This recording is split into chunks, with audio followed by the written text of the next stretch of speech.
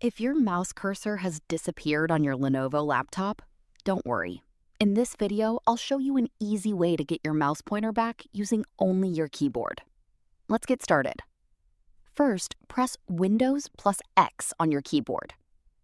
Use the down arrow key to highlight Device Manager, then press Enter. When Device Manager opens, press the Tab key.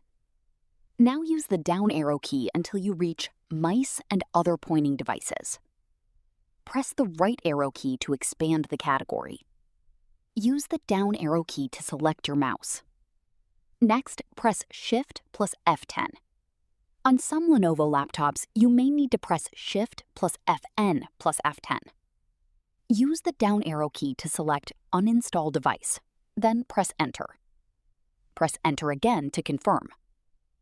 Now close Device Manager by pressing Alt plus Fn plus F4 or Alt plus F4.